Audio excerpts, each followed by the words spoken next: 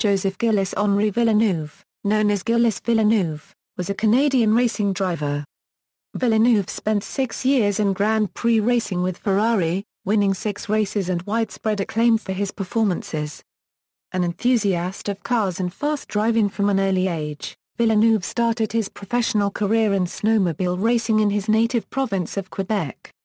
He moved into single-seaters, winning the US and Canadian Formula Atlantic Championships in 1976, before being offered a drive in Formula One with the McLaren team at the 1977 British Grand Prix. He was taken on by reigning world champions Ferrari for the end of the season, and from 1978 to his death in 1982 drove for the Italian team. He won 6 Grand Prix races in a short career at the highest level. In 1979, he finished second by 4 points in the championship to teammate Jody Scheckter. Villeneuve died in a 140 mph crash caused by a collision with the March of Jock en Masse during qualifying for the 1982 Belgian Grand Prix at Zolder. The accident came less than 2 weeks after an intense argument with his teammate, Didier Pironi, over Pironi's move to pass Villeneuve at the preceding San Marino Grand Prix. At the time of his death, Villeneuve was extremely popular with fans and has since become an iconic figure in the history of the sport. His son, Jacques Villeneuve, became Formula One world champion in 1997 and, to date, the only Canadian to win the Formula One World Championship. Personal and early life: Villeneuve was born in Richelieu, a small town just outside Montreal, in the largely French-speaking province of Quebec in Canada, and grew up in Berrierville. In 1970, he married Joanne Barth, with whom he had 2 children, Jacques and Marc Copyright Laney. During his early career, Villeneuve took his family on the road with him in a motorhome during the racing season, a habit which he continued to some extent during his Formula One career. He often claimed to have been born in 1952. By the time he got his break in Formula One, he was already 27 years old and took 2 years off his age to avoid being considered too old to make it at the highest level of motorsports. Niki Lauda said of him, "He was the craziest devil I ever came across in Formula One." The fact that, for all this, he was a sensitive and lovable character rather than an out-and-out hellraiser made him such a unique human being. His younger brother Jacques also had a successful racing career in Formula Atlantic, Can-Am and kart. Gilles' son, also named Jacques, won the Indianapolis 500 and kart championships in 1995 and became Formula One world champion in 1997. Early career: Villeneuve started competitive driving in local drag racing events, entering his road car, a modified 1967 Ford Mustang. He was soon bored by this and entered the Jim Russell Racing School at Le Circuit Mont-Tremblant to gain a racing license. He then had a very successful season in Quebec Regional Formula Ford, running his own 2-year-old car and winning 7 of the 10 races he entered. The next year he progressed to Formula Atlantic, competing there for 4 years, running his own car again for one of those seasons. He won his first Atlantic race in 1975 at Jim Lai Motorsport Park in heavy rain. In 1976, teamed with Chris Harrison's Acura Canada and factory March race engineer Ray Waddell, he dominated the season by winning all but one of the races and taking the US and Canadian titles. He won the Canadian Championship again in 1977. Money was very tight in Villeneuve's early career. He was a professional racing driver from his late teens, with no other income. In the first few years the bulk of his income actually came from snowmobile racing, where he was extremely successful. He could demand appearance money as well as race money, especially after winning the 1974 World Championship Snowmobile Derby. His second season in Formula Atlantic was part sponsored by his snowmobile manufacturer, Skirol. He credited some of his success to his snowmobiling days. "Every winter, you would reckon on 3 or 4 big spills a Euro, and I'm talking about being thrown onto the ice at 100 mph. Those things used to slide a lot, which taught me a great deal about control. And the visibility was terrible. Unless you were leading, you could see nothing, with all the snow blowing about. Good for the reactions a Euro, and it stopped me having any worries about racing in the rain." Formula One career: after Villeneuve impressed James Hunt by beating him and several other Grand Prix stars in a non-championship Formula Atlantic race at Trois-Rivières in 1976, Hunt's McLaren team offered Villeneuve a Formula One deal for up to 5 races in a third car during the 1977 season. Villeneuve made his debut at the 1977 British Grand Prix, where he qualified 9th in McLaren's old M23, splitting the regular drivers Hunt and Jochen Mass, who were driving newer M26s. In the race he set 5th fastest lap and finished 11th after being delayed for 2 laps by a faulty temperature gauge. The British press coverage of Villeneuve's performance was generally complimentary, including John Blunstone's comment in The Times that anyone seeking a future world champion need look no further than this quietly assured young man. Despite this, shortly after the British race, McLaren's experienced team manager Teddy Mayer decided not to continue with Villeneuve for the following year. His explanation was that Villeneuve was looking as though he might be a bit expensive, and that Patrick Tambay, the team's eventual choice for 1978, was showing similar promise. Villeneuve was left with no solid options for 1978, although Canadian Walter Wolff, for whom Villeneuve had driven in Can-Am Racing, considered giving him a drive at Wolff Racing and also recommended him to the Ferrari team's founder, Enzo Ferrari. Rumors circulated that Villeneuve was one of several drivers in whom the Italian team was interested, and in August 1977 he flew to Italy to meet Ferrari, who was immediately reminded of the pre-war European champion Tazio Nuvolari. "When they presented me with this piccolo Canadese, this minuscule bundle of nerves, I immediately recognized in him the physique of Nuvolari and said to myself, let's give him a try." Ferrari was satisfied with Villeneuve's promise after a session at Ferrari's Fiorano test track, despite the Canadian making many mistakes and setting relatively slow times, and Villeneuve signed to drive for Ferrari in the last 2 races of the 1977 season and the 1978 season. Villeneuve later remarked that, "If someone said to me that you can have 3 wishes, my first would have been to get into racing, my second to be in Formula One, my third to drive for Ferrari." Villeneuve's arrival was prompted by Ferrari driver Niki Lauda quitting the team at the 1977 Canadian Grand Prix at Mosport Park near Toronto, having already clinched his second championship with the Italian team. Villeneuve retired from the race after sliding off the track on another competitor's oil. He also raced in the Japanese Grand Prix, but retired on lap 5 when he tried to outbrake the Tyrrell P34 of Ronnie Peterson. The pair banged wheels, causing Villeneuve's Ferrari to become airborne. It landed on a group of spectators watching the race from a prohibited area, killing 1 spectator and a race marshal and injuring 10 people. After an investigation into the incident, no blame was apportioned and, although he was terribly sad at the deaths, Villeneuve did not feel responsible for them. The 1978 season saw a succession of retirements for Villeneuve, often after problems with the new Michelin radial tires. Early in the season, he started on the front row at the United States Grand Prix West, but crashed out of the lead on lap 39. Despite calls in the Italian press for him to be replaced, Ferrari persisted with him. Towards the end of the season, Villeneuve's results improved. He finished second on the road at the Italian Grand Prix, although he was penalized a minute for jumping the start, and ran second at the United States Grand Prix before his engine failed. Finally, at the season-ending Canadian Grand Prix at Circuit de la Notre Dame, Villeneuve scored his first Grand Prix win after Jean-Pierre Arias' Lotus stopped with engine trouble. To date, he remains the only Canadian to win his home race. Villeneuve was joined by Jody Scheckter in 1979 after Carlos Reutemann moved to Lotus. Villeneuve won 3 races during the year. The 1979 French Grand Prix is remembered for Villeneuve's wheel-banging duel with Renault copyright Arnoux in the last laps of the race. Arnoux passed Villeneuve for second place with 3 laps to go, but Villeneuve repassed him on the next lap. On the final lap, Arnoux attempted to pass Villeneuve again, and the pair ran side by side through the first few corners of the lap, making contact several times. Arnoux took the position, but Villeneuve attempted an outside pass 1 corner later. The cars bumped hard, Villeneuve slid wide but then passed Arnoux on the inside at a hairpin turn and held him off for the last half of the lap to secure second place. Villeneuve commented afterwards, "I tell you, That was really fun. I thought for sure we were going to get on our heads, because when you start interlocking wheels it's very easy for one car to climb over another.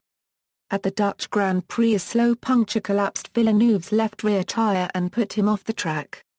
He returned to the circuit and limped back to the pits on 3 wheels, losing the damaged wheel on the way. On his return to the pits Villeneuve insisted that the team replaced the missing wheel, and had to be persuaded that the car was beyond repair. Villeneuve could have won the World Championship by beating Scheckter at the Italian Grand Prix, but chose to finish behind him, ending his own championship challenge. The pair finished first and second in the championship, with Scheckter beating Villeneuve by just 4 points. During the extremely wet Friday practice session for the season-ending United States Grand Prix, Villeneuve set a time variously reported to be either 9 or 11 seconds faster than any other driver. His teammate Jody Scheckter, who was second fastest, recalled that I scared myself rigid that day. I thought I had to be quickest. Then I saw Gillis's time and I still don't really understand how it was possible. 11 seconds. The 1980 season was a complete disaster for Ferrari. Villeneuve had been considered favourite for the Drivers' Championship by UK bookmakers, but only scored 6 points in the whole campaign in the 312 T5 which had only partial ground effects. Scheckter scored only 2 points and retired at the end of the season. For the 1981 season, Ferrari introduced their first turbo-engined F1 car, the 126C, which produced tremendous power but was let down by its poor handling.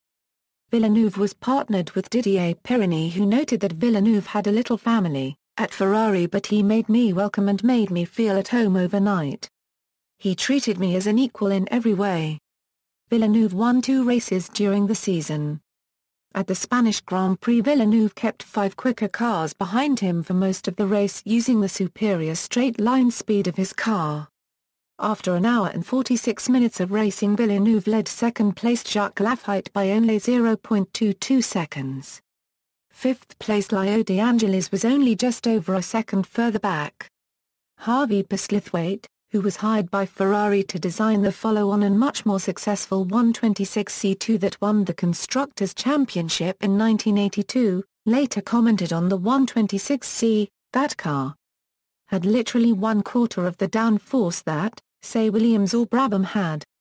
It had a power advantage over the Cosworths for sure, but it also had massive throttle lag at that time. In terms of sheer ability I think Gilles was on a different plane to the other drivers." To win those races, the 1981 GPs at Monaco and Jarama on tight circuits was quite out of this world. I know how bad that car was. At the 1981 Canadian Grand Prix Villeneuve damaged the front wing of his Ferrari and drove for most of the race in heavy rain with the wing obscuring his view ahead. There was a risk of being black flagged, but eventually the wing became detached and Villeneuve drove on to finish third with the nose section of his car missing. The first few races of the 1982 season were promising. Villeneuve led in Brazil in the new 126C2, before spinning into retirement, and finished third at the United States Grand Prix West, although he was later disqualified for a technical infringement. The Ferraris were handed an unexpected advantage at the San Marino Grand Prix as an escalation of the FISA-FOCA war saw the FOCA teams boycott the race, effectively leaving Renault as Ferrari's only serious opposition. With Renault driver Prost retiring from 4th place on lap 7 followed by his teammate Arnoux on the 44th lap, Ferrari seemed to have the win guaranteed. In order to conserve fuel and ensure the cars finished, the Ferrari team ordered both drivers to slow down. Villeneuve believed that the order also meant that the drivers were to maintain position, but Pironi passed Villeneuve. A few laps later Villeneuve repassed Pironi and slowed down again, believing that Pironi was simply trying to entertain the Italian crowd. On the last lap Pironi passed and aggressively chopped across the front of Gilles in Villeneuve corner and took the win. Villeneuve was irate as he believed that Pironi had disobeyed the order to hold position. Meanwhile Pironi claimed that he had done nothing wrong as the team had only ordered the cars to slow down, not maintain position. Villeneuve stated after the race, "I think it is well known that if I want someone to stay behind me and I am faster, then he stays behind me. Feeling betrayed and angry, Villeneuve vowed never to speak to Pironi again. In 2007, former Marlboro marketer John Hogan disputed the claim that Pironi had gone back on a prior arrangement with Villeneuve. He said, "Neither of them would ever have agreed to what effectively was throwing a race. I think Gilles was stunned somebody had outdriven him and that it just caught him so much by surprise." Hogan's company sponsored Pironi while he was at Ferrari. A comparison of the lap times of the two drivers showed that Villeneuve lapped far slower when he was in the lead, suggesting that he had indeed been trying to save fuel. Death. On May 8, 1982, Villeneuve died after an accident during the final qualifying session for the Belgian Grand Prix at Zolder. At the time of the crash, Pironi had set a time 0.1 seconds faster than Villeneuve for sixth place. Villeneuve was using his final set of qualifying tyres. Some say he was attempting to improve his time on his final lap, while others suggest he was specifically aiming to beat Pironi. However, Villeneuve's biographer Gerald Donaldson quotes Ferrari race engineer Mauro Ferrari as saying that the Canadian, although pressing on in his usual fashion, was returning to the pits when the accident occurred. If so, he would not have set a time on that lap. With 8 minutes of the session left, Villeneuve came over the rise after the first chicane and caught Jochen Mass travelling much more slowly through Butte, the left-handed bend before the Terlemann-Bock double right-hand section. Mass saw Villeneuve approaching at high speed and moved to the right to let him through on the racing line. At the same instant, Villeneuve also moved right to pass the slower car. The Ferrari hit the back of Mass' car and was launched into the air at a speed estimated at 200 225 km/h. It was airborne for more than 100 m before nosediving into the ground and disintegrating as it somersaulted along the edge of the track. Villeneuve, still strapped to his seat, but without his helmet, was thrown a further 50 m from the wreckage into the catch fencing on the outside edge of the Terlemann-Bock corner. Several drivers stopped and rushed to the scene. John Watson and Derek Warwick pulled Villeneuve, his face blue, from the catch fence. The first doctor arrived within 35 seconds to find that Villeneuve was not breathing, although his pulse continued. He was intubated and ventilated before being transferred to the Circuit Medical Center and then by helicopter to University St. Raphael Hospital, where a fatal fracture of the neck was diagnosed. Villeneuve was kept alive on life support while his wife traveled to the hospital and the doctors consulted specialists worldwide. He died at 9:12 that evening. Legacy. At the funeral in Berrierville, former teammate Jody Scheckter delivered a simple eulogy: "I will miss Gilles for two reasons. First, he was the fastest driver in the history of motor racing. Second, he was the most genuine man I have ever known. But he has not gone. The memory of what he has done, what he achieved, will always be there." Villeneuve is still remembered at Grand Prix races, especially those in Italy. At the Auto Romo Enzo e Dino Ferrari, the venue of the San Marino Grand Prix, a corner was named after him and a Canadian flag is painted on the third slot on the starting grid, from which he started his last race. There is also a bronze bust of him at the entrance to the Ferrari test track at Fiorano. At Zolder, the corner where Villeneuve died has been turned into a chicane and named after him. The racetrack on Île Notre Dame, Montreal, host to the Formula One Canadian Grand Prix, was named Circuit Gilles Villeneuve in his honour at the Canadian Grand Prix of 1982. His homeland has continued to honour him. In Berrierville, a museum was opened in 1992 and a lifelike statue stands in a nearby park which was also named in his honour. Villeneuve was inducted into the Canadian Motorsport Hall of Fame at their inaugural induction ceremony at the Four Seasons Hotel, Toronto, Ontario on August 19, 1993. In June 1997, Canada also issued a postage stamp in his honour. There is still a huge demand for Villeneuve memorabilia at the racetrack shops and several books have been written about him. The number 27, the number of his Ferrari in 1981 and 1982, is still closely associated with him by fans. Gene Ailsey, whose aggression and speed in the wet were compared to Villeneuve's, also used the number at Ferrari. Villeneuve's son, Jack, drove the number 27 during his IndyCar and Indianapolis 500 winning season with Barry Green, and has also used the number for occasional drives in NASCAR and the Speed Car Series. Canadian driver and 2011 IndyCar Rookie of the Year James Hinchcliffe adopted the number 27 for the 2012 season. He was also inducted into Canada's Sports Hall of Fame in 1983. A film based on the biography by Gerald Donaldson was announced in 2005, intended for release in 2007, but as of 2014 has not emerged. In popular culture, the popular French comic series Michel Vaillant by Jean Graton is set in the world of motor racing and, although largely fictional, often includes real-life figures including drivers, officials and journalists. Villeneuve appears in a number of stories, and in Steve Warson Conta Michel Vaillant becomes the 1980 world champion, Graton acknowledges Alan Jones as the real champion, and Quebec prog rock pop group The Box based their 1984 song Live on TV inspired by Villeneuve's televised death. Helmet. Villeneuve's helmet carried a stylized V in red on either side, an effect he devised with his wife Joanne. The base color was black. His son, Jack, used the same basic design, but like his contemporary, Christian Fittipaldi, he has changed the colors. British driver Perry McCarthy also used this design and color scheme on his helmet, but with the design in reverse. Complete Formula One World Championship results, key references. Books Donaldson, Gerald. Gilles Villeneuve, The Life of the Legendary Racing Driver. London, Virgin. ISBN 0-7535-0747-1. Bamsey, Ian. Automobile Sport 82-83. City, Haynes Manuals. ISBN 0-946321-01-9. Lang, Mike. Grand Prix. Volume 4. Sparkford, Fowlis. ISBN 0-85429-733-2. Roebuck, Nigel. Grand Prix Greats. Cambridge, P. Stevens.